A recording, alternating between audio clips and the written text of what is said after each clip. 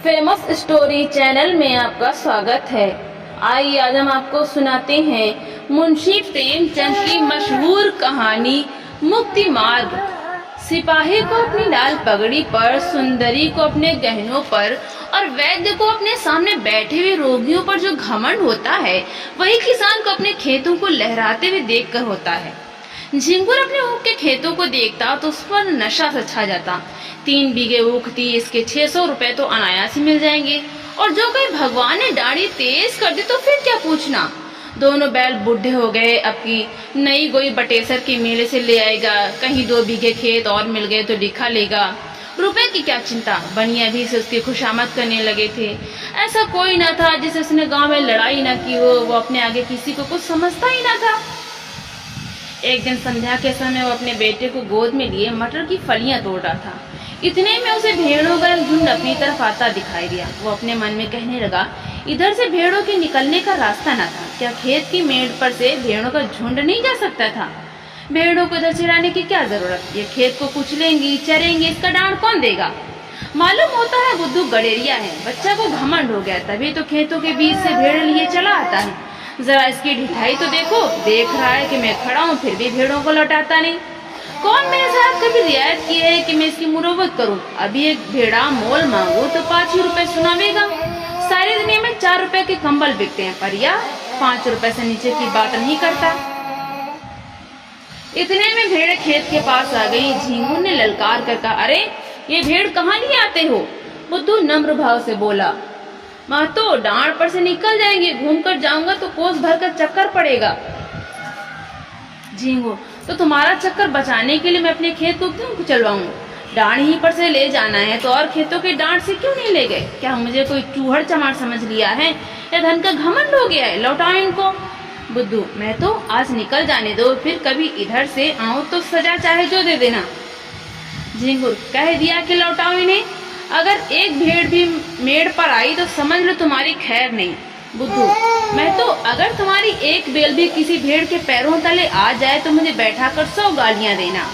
बुद्धू, बातें तो बड़ी नम्रता से कर रहा था, किंतु लौटाने में अपनी हेठी समझता था। उसने मन में सोचा, इसी तरह जरा जरा धमकियों पर भेड़ों को लौटाने लगा तो फिर मैं भेड़ें चरा चुका।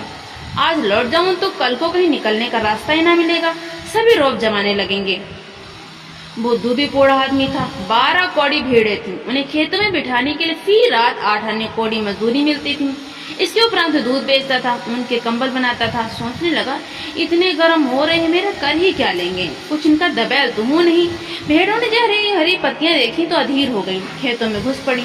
बुद्धू ने डंडों से मार मार कर खेत के किनारे हटाता था और वे इधर उधर से निकल कर खेत में जा पड़ती थी। झिंगुर ने आग होकर कहा, तुम मुझसे हेकड़ी जताने चले हो, तुम्हारी सारी हेकड़ी निकाल दूंगा। बुद्धू, तुम्हें देखकर चौंकती हैं, तुम हट जाओ तो मैं सबको निकाल ले जाऊं। झिंगुर ने लड़के को तो गोद से उतार दिया और अपना डंडा संभाल कर भेड़ों पर पील पड़ा। धोबी भी इतनी निर्दयता से अपने गधे को न पीटता होगा। किसी भेड़ की टांग टूटी, किसी की कमर टूटी, सबने बेमेर का शोर मचाना शुरू किया।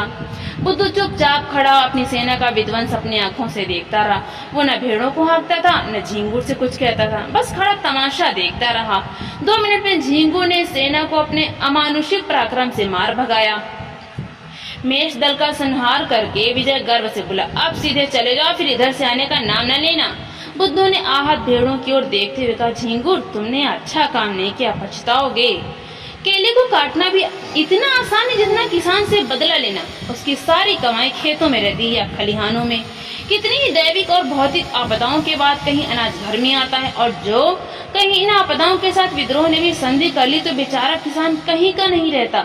झिंगुर ने घर आकर दूसरों से इस संग्राम का वृतांत कहा तो लोग समझाने लगे, झिंगुर, तुमने बड़ा अनर्थ किया, जानकर अनजान बनते हो। बुद्धू को जानते नहीं कितना झगड़ालू आदमी है, अब भी कुछ नहीं बिगड़ा, जाकर उसे मना लो, नहीं तो तुम्हारे साथ सारे गांव पर आफत आ जाएगी। झिंगुर की समझ में बात आई, पछताने लगा कि मैंने कहां से कहां उसे रोका। अगर भेड़ें थोड़ा बहुत चर ही जाती तो कौन न उजड़ा जाता था। वास्तव में हम किसानों का कल्याण दबे रहने में ही है। ईश्वर को भी हमारा सिर उठाकर चलना अच्छा नहीं लगता। जी तो बुद्धू के घर जाने को ना चाहता था, किंतु दूसरों के आग्रह से मजबूर होकर चला। अगहन का महीना था, कोहरा पड़ रहा था, चारों ओर अंधकार छाया हुआ था। गांव से बाहर निकला ही था कि सहसा अपने मुंह के खेत की ओर अग्नि की ज्वाला देखकर चौंक पड़ा। छाती धड़कने लगी। खेत में आग लगी हुई थी। बेतहाशा दौड़ा, मनाता जाता था कि मेरे खेत में ना हो, पर ज्यों-ज्यों समीप पहुंचता था यह आशा में भ्रम शांत हो जाता था। वो अनर्थ हो ही गया जिसके निवारण के लिए वो घर से चला था। हत्यारे ने आग लगा ही दी और मेरे पीछे सारे गांव को चौपट किया। उसे ऐसा जान पड़ता था कि वो खेत आज बहुत समीप आ गया है, मानो बीच के पड़ती खेतों का अस्तित्व ही नहीं रहा। अंत में जब वो खेत पर पहुंचा तो आग प्रचंड रूप धारण कर चुकी थी। झिंगू ने हाय हाय मचाना शुरू किया। गांव के लोग दौड़ पड़े और खेतों से अरहर के पौधे उखाड़कर आग को पीटने लगे। अग्नि मानव संग्राम का भीषण दृश्य उपस्थित हो गया। एक पहर तक हाहाकार मचा रहा, कभी एक प्रबल होता था, कभी दूसरा। अग्नि कीर्ति सबसे ज्वलती वो बुद्धू था। बुद्धू कमर तक धोती चढ़ाए, प्राण हथेली पर लिए अग्नि राशि में कूद पड़ता था और शत्रुओं को परास्त करके बाल बाल बचकर निकल आता था। अंत में मानव दल की विजय हुई, किंतु ऐसी विजय जिस पर हार भी हंसती। गांव भर की ऊख जलकर भस्म हो गई और ऊख के साथ सारी अभिलाषाएं भी भस्म हो गईं। आग किसने लगाई यह खुला हुआ भेद था, पर किसी को कहने का साहस न था। कोई सबूत नहीं, प्रमाणहीन तर्क का मूल्य ही क्या। झिंगुर को घर से निकालना मुश्किल हो गया। जिधर जाता ताने सुनने पड़ते। लोग प्रत्यक्ष कहते थे, यह आग तुमने लगवाई, तुम्ही ने हमारा सर्वनाश किया, तुम ही हमारे घमंड की धरती पर पैर न रखते थे। आप गए, अपने साथ गांव भर को डुबो दिया। बुद्धू को ना छेड़ते तो आज क्यों यह दिन देखना पड़ता। झिंगुर को अपनी बर्बादी का इतना दुख न था जितना इन जली कटी बातों का। दिन भर घर में बैठा रहता। पोष का महीना आया जहाँ सारी रात कोल्हू चला करते थे। गुड़ की सुगंध उड़ती रहती थी, भट्टियां जलती रहती थी और लोग भट्टियों के सामने बैठे हुक्का पिया करते थे। वह सन्नाटा छाया हुआ था। ठंड के मारे लोग सांझ से किवाड़े बंद करके पड़े रहते और झिंगुर को कोसते। मांग और भी कष्टदायक था। ऊख केवल धनदाता ही नहीं, किसानों का जीवन दाता भी है। उसी के सहारे किसानों का जाड़ा कटता है। गरम रस पीते हैं, ऊख की पत्तियां तापते हैं, उसके अगोड़े पशुओं को खिलाते हैं। गांव के सारे कुत्ते जो रात को भट्टियों की राख में सोया करते थे, ठंड से मर गए। कितने जानवर चारे के अभाव से चल बसे। शीत का प्रकोप हुआ और सारा गांव खांसी बुखार में ग्रस्त हो गया। और ये सारी विपत्ति झिंगुर की करनी थी, अभागे हत्यारे झिंगुर की। झिंगुर ने सोचते सोचते निश्चय किया कि बुद्धू की दशा भी अपनी ही सी बनाऊंगा। उसके कारण मेरा सर्वनाश हो गया और चैन की बंशी बजा रहा है, मैं भी उसका सर्वनाश करूंगा। जिस दिन इस घातक कला का बीजारोपण हुआ, उसी दिन से बुद्धू ने इधर आना छोड़ दिया था। झिंगुर ने उससे रक्त जब्त बढ़ाना शुरू किया। वो बुद्धू को दिखाना चाहता था कि तुम्हारे ऊपर मुझे बिल्कुल संदेह नहीं। एक दिन कंबल लेने के बहाने गया, फिर दूध लेने के बहाने गया। बुद्धू उसका खूब आदर सत्कार करता। चिलम तो आदमी दुश्मन को भी पिला देता है, वो उसे बिना दूध और शरबत पिलाए ना आने देता। झिंगुर आजकल एक सन लपेटने वाली कल में मजदूरी करने जाया करता था।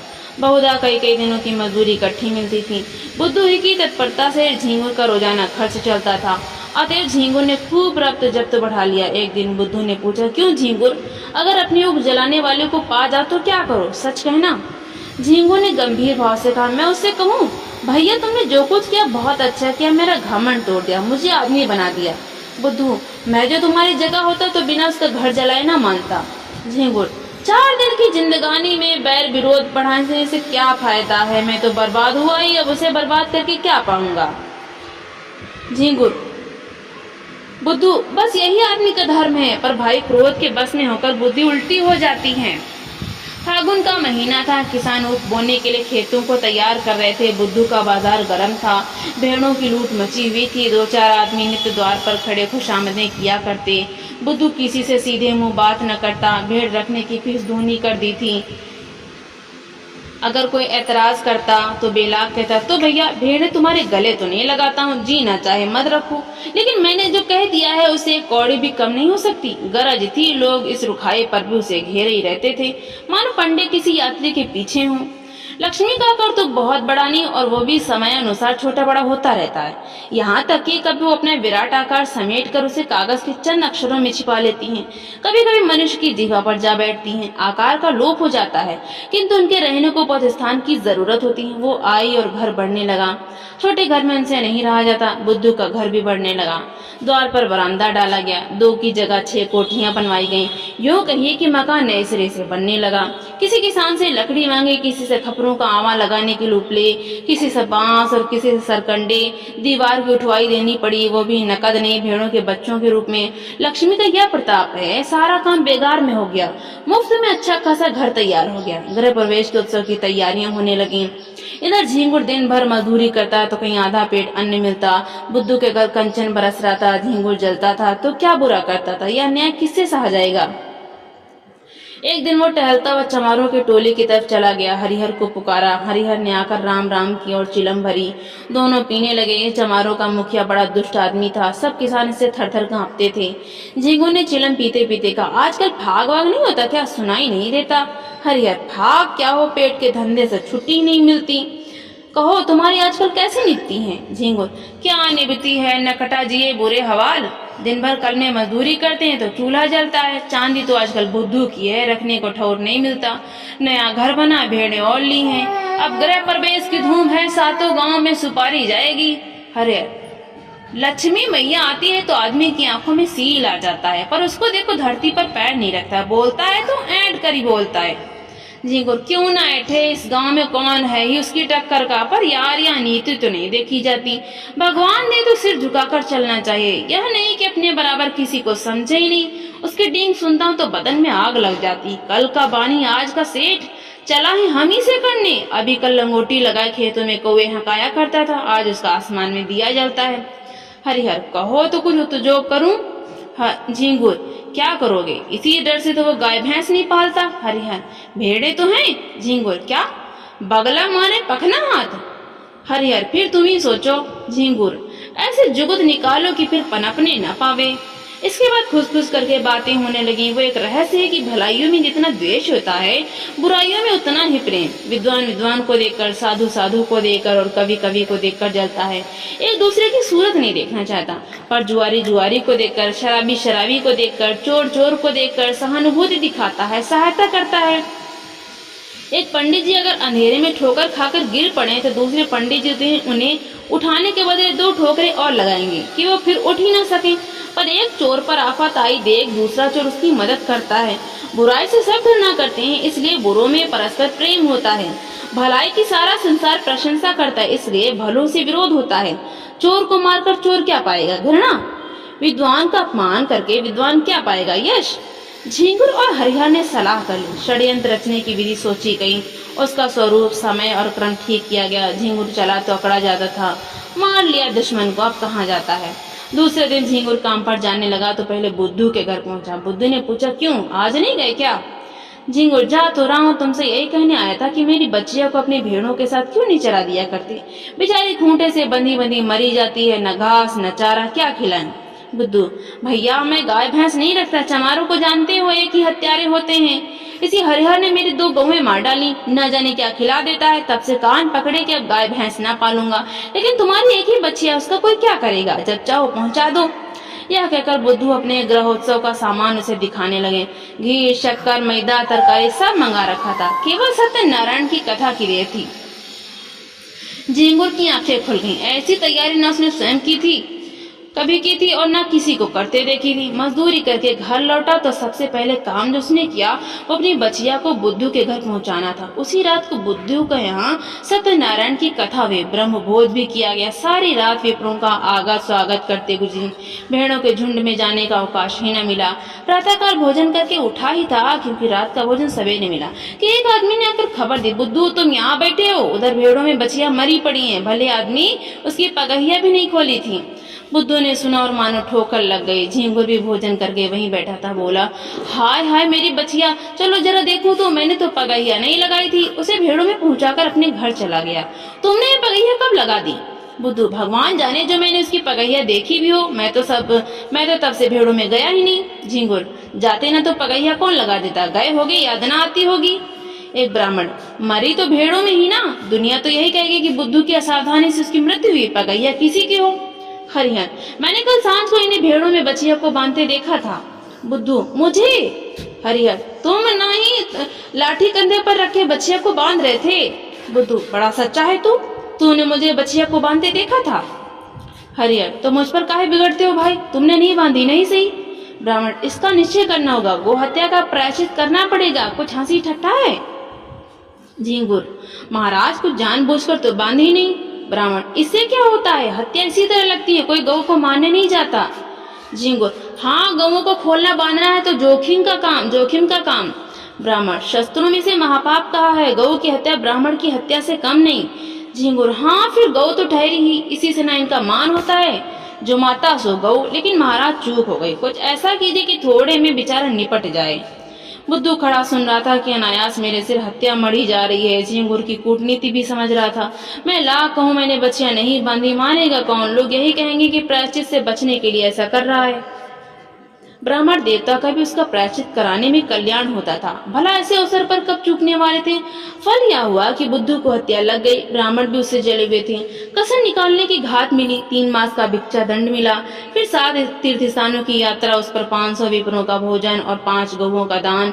बुद्धू ने सुना तो बधिया बैठ गई, रोने लगा तो दंड घटाकर 2 मास कर दिया। इसके सिवा कोई रियायत नहीं हो सकी, न कहीं अपील न कहीं फरियाद। बेचारे को यह दंड स्वीकार करना पड़ा। बुद्धू ने भेड़ेश्वर को सौंपी। लड़के छोटे थे, स्त्री अकेली क्या क्या करती। गरीब जाकर द्वारों पर खड़ा होता और मुंह छिपाए हुए कहता, गाय की बछिया, दिया बनवास। भिक्षा तो मिल जाती, किंतु भिक्षा के साथ 2-4 कठोर अपमानजनक शब्द भी सुनने पड़ते। दिन को जो कुछ पाता वही शाम को किसी पेड़ के नीचे बनाकर खा लेता और वहीं पड़ रहता। कष्ट की तो उसे परवाह न थी, भेड़ों के साथ दिन भर चलता ही था, पेड़ के नीचे सोता ही था। भोजन में से कुछ ही अच्छा मिलता था, पर लज्जा थी भिक्षा मांगने की। विशेष करके जब कोई कर्कशा यह व्यंग कर देती थी कि रोटी कमाने का अच्छा ढंग निकाला है, तो उसे हार्दिक वेदना होती थी, पर करे क्या? 2 महीने के बाद वो घर लौटा। बाल बढ़े हुए थे, दुर्बल इतना मानो 60 वर्ष का बूढ़ा हो। तीर्थ यात्रा के लिए रुपयों का प्रबंध करना था। गडरियों को कौन महाजन कर्ज दे? भेड़ों का भरोसा क्या? कभी कभी रोग फैलता है तो रात भर में दल का दल साफ हो जाता है। उस पर जेठ का महीना, जब भेड़ों से कोई आमदनी होने की आशा नहीं। एक तेली राजी भी हुआ तो रुपए ब्याज पर, 8 महीने में ब्याज मूल के बराबर हो जाएगा। यहाँ कर्ज लेने की हिम्मत ना पड़ी। इधर 2 महीनों में कितनी भेड़ें चोरी चली गई थी। लड़के चराने ले जाते थे, दूसरे गांव वाले चुपके से 1-2 भेड़ें किसी खेत या घर में छिपा देते और पीछे मारकर खा जाते। लड़के बेचारे एक तो पकड़ ना सकते और जो भी देख लेते तो लड़ेंगे होकर सारा गांव एक हो जाता।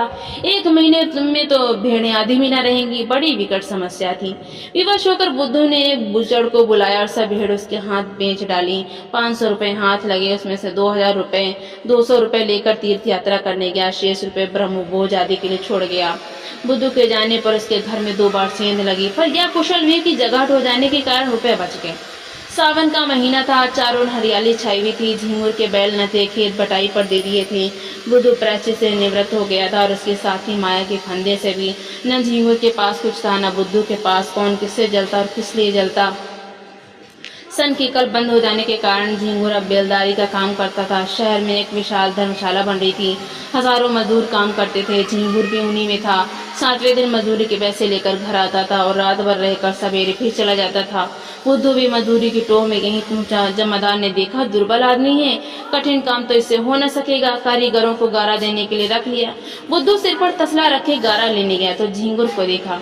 राम राम हुई। झिंगुर ने गारा भर दिया, बुद्धू उठा लाया। दिन भर दोनों चुपचाप अपना अपना काम करते रहे। संध्या समय झिंगुर ने पूछा, कुछ बनाओगे ना? बुद्धू, नहीं तो खाऊंगा क्या? झिंगुर, मैं तो एक जून चबेना कर लेता हूँ, एक जून सत्तू पर काट देता हूँ, कौन झंझट करे। बुद्धू, इधर उधर लकड़ियां पड़ी हुई हैं, बटोर लाओ। आटा मैं घर से लेकर आया हूँ, घर ही पिसवा लिया था, यहाँ तो बड़ा महंगा मिलता है। इसी पत्थर की चट्टान पर आटा गूंथे लेता हूँ। तुम तो मेरा बनाया खाओगे नहीं, इसलिए तुम ही रोटियां सेको, मैं बना दूंगा। झिंगुर, तवा भी तो नहीं है। बुद्धू, तवे बहुत ही, गारे का तसला मांझे लेता हूँ। आग जली, आटा गूंधा गया। झिंगुर ने कच्ची पकी रोटियां बनाई, बुद्धू पानी लाया। दोनों ने लाल मिर्च और नमक से रोटियां खाई। फिर चिलम भरी गई। दोनों आदमी पत्थर की सिलों पर लेटे और चिलम पीने लगे। बुद्धू ने कहा, तुम्हारी ऊख में आग मैंने लगाई थी। झिंगुर ने विनोद के भाव से कहा, जानता हूँ। थोड़ी देर बाद झिंगुर बोला, बच्चियां मैंने ही बांधी थी और हरिया ने उसे कुछ खिला दिया था। बुद्धू ने भी वैसे ही भाव से कहा, जानता हूँ। फिर दोनों सो गए। तो दोस्तों, आपको ये कहानी कैसी लगी? लाइक करें, ज्यादा से ज्यादा शेयर करें और कमेंट करके हमें जरूर